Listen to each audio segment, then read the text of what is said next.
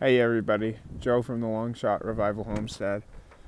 I was fixing the Johnson Red chainsaw of mine, like I was talking about in the last video. I was fixing a different part of it today because the throttle was sticking, which is not a good thing with a saw, obviously. But so I took it apart, and I have a part saw, and I figured out the issue pretty quickly, and it was an easy fix. But I bet if it was a Mopar product, it wouldn't be breaking quite so quickly. But at any rate, I got it fixed and I was all pumped. And then I realized I had to go to the store to get fuel for the saw. And I stopped at our mailbox to get the mail. And I got a letter, which I got a call. I knew this letter was coming. A lady had called me and thanked me for raising our pigs humanely and treating them decent. So, and I just thought I'd like to read it. It's dated 30th January 2020, and it said, maybe the wind's kind of picking up here. I gotta kind of shield myself from the wind. The letter goes, Dear Joe Brown, read with interest the article in the Portland Press, January 29th. The kindness you exhibit to these animals is of the utmost. Even though the animal is a food source, there is no excuse for animal abuse.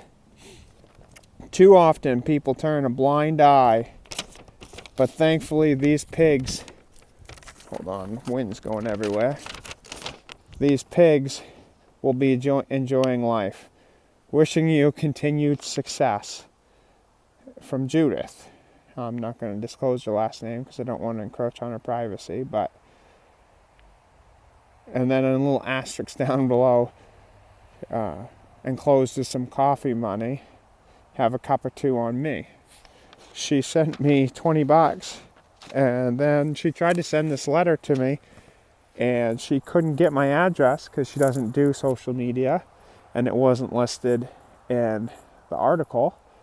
And it got sent back to her, and she enlisted one of her family members who does social media to figure out my number.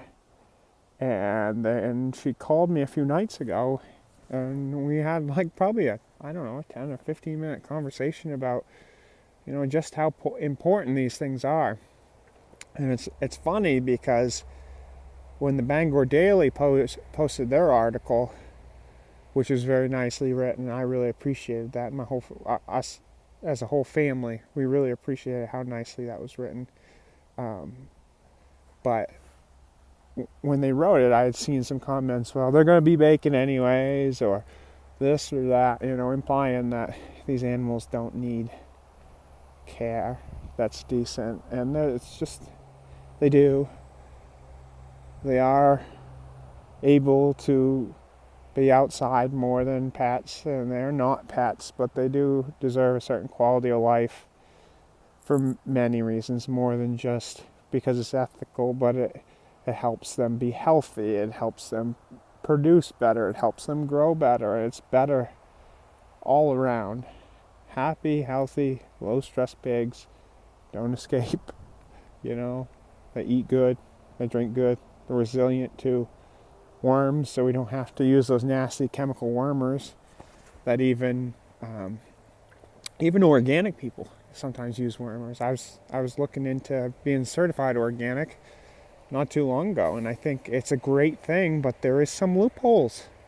There's some loopholes because there's nobody there all the time looking over your shoulder. You're signing an affidavit saying that you don't do these things and you don't use chemical wormers for the last trimester of the mother's pregnancy. You can worm the mother chemically 2/3 of her pregnancy, so it's hard to say how that transfer, but long story short, the organic thing is intriguing, but at this time that's, in my opinion, it's more of a marketing thing. It has nothing to do with quality control. It's just a game. You sign some papers and say it. The best thing for any consumer is to know their farmer And that's why I try to make all these videos, and some people might get annoyed with it, but knowing your farmer, knowing your product, knowing your inputs, and it's a lot better than knowing the organic label. Now I'm not trying to put down Maine organic farmers, because I'm part of Maine Organic Farmers and Growers. They enlisted me into the Journey Persons program, which is amazing. And I've been in contact with a bunch of amazing people and a bunch of amazing resources because of them.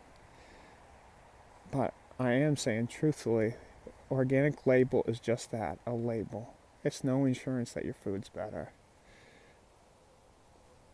But moral of the story for this video, I guess, is I'm just very thankful. Very, very thankful for this letter and a couple bucks. And, you know, it's not a lot of money, but it means a lot to me. It means a lot more than, you know, that $20 bill represents. It's the sentiment, and it's just really, really appreciated, because we're still early in our farming, and we're, you know, things are tight around here, and we're pushing as hard as we can and doing our best. But, you know, when somebody sends you a couple bucks, it's pretty cool, you know. And I didn't give this lady anything. She just read a story and liked the way I did things. So it's really cool. But I just want to share that with everybody. And I'll take a picture. She has really nice writing. I wish I had that nice writing, actually. But yeah, it's wicked cold. My phone's about to die. And I got to let you go because I got to test this saw out. And then I got to go for a supply run. Happy Valentine's Day.